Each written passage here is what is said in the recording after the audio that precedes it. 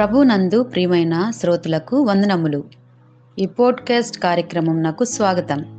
మీ అందరి కొరకు ఈ కార్యక్రమమును ప్రసారం చేయుచున్నాం. విని దైవాశీస్సులు పొందుకోగలరు.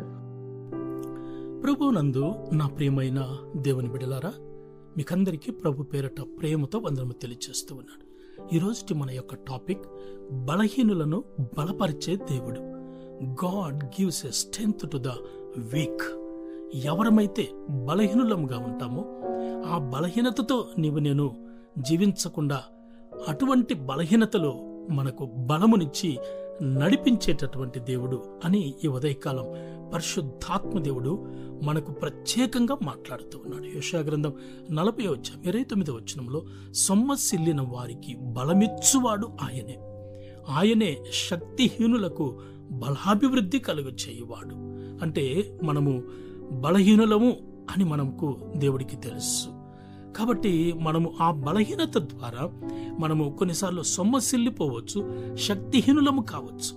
అయితే నా ప్రియ దేవుని బిడ్డలారా, అటువంటి వారికి స్ట్రెంగ్త్నిచ్చి, అటువంటి వారికి బలమునిచ్చి కదండి మనలను నడిపించేటటువంటి దేవుడై ఉన్నాడు.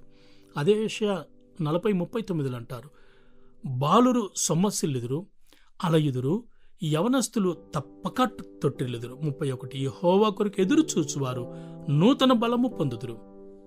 వారు పక్షిరాజు వలె రెక్కలు చాపి పైకి ఎగురుచు అలయక పరిగెత్తుదురు, సొమ్మసిల్లక నడిచిపోదురు. ఎంత గొప్ప వాగ్దానం, ఎంత గొప్ప ప్రామిస్ దేవుడు మనకిస్తున్నాడు. ఆలోచన చేయండి ప్రియా దేవుని బిడ్డలారా.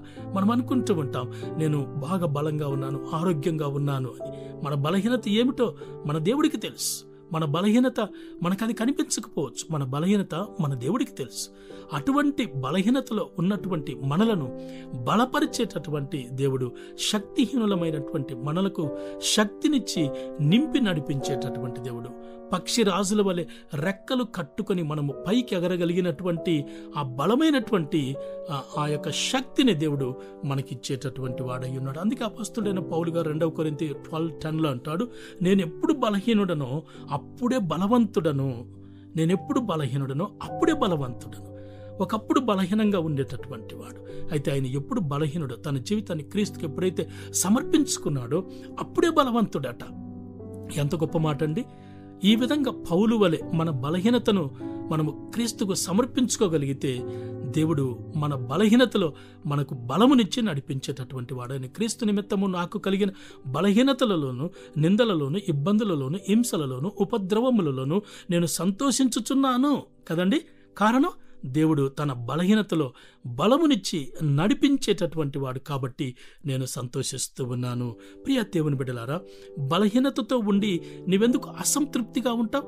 నీ బలహీనత దేవునికి అప్పగించు. అప్పుడు నీ బలహీనతను ఆయన తొలగిస్తాడు. నీవు సంతోషముతో నీవు జీవించేటటువంటి అవకాశాన్ని నువ్వు పొందుకుంటావు. 2 కొరింథీ 13:3 అంటాడు, క్రీస్తు నా యందు పలుకుచున్నాడని రుజువు కోరుచున్నారా? ఆయన మీ యెడల బలహీనుడు కాడు గాని మీ యందు శక్తిమంతుడై ఉన్నాడు కదండి. మన దేవుడు మహాపరాక్రమం కలిగినటువంటి బలాఢ్యుడు కదండి. బలహీనులమైనటువంటి మనలను బలపరిచి నడిపించేటటువంటి దేవుడై ఉన్నాడు. మరి ఇటువంటి దేవుణ్ణి కలిగినటువంటి నీవు నేను ఎందుకు మన బలహీనతలో మనం ఇబ్బంది పడటం? మన బలహీనతలో మనం ప్రభు వైపు చూద్దాం, మన బలహీనతను ప్రభుకు అప్పగిద్దాం.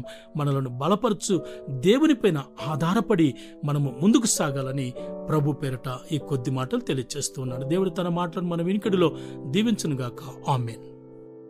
ఈ కార్యక్రమమును గూర్చి మీ సలహాలు మరియు మీ ప్రార్థనా అవసరతల కొరకు మమ్మను సంప్రదించవలసిన మా ఫోన్ నంబర్ 9480585039 మరియు ఈమెయిల్ ఐడి info@fibaonline.org. మా ఫోన్ నంబర్ మరొకసారి 9480585039. Email ID info@fibaonline.org.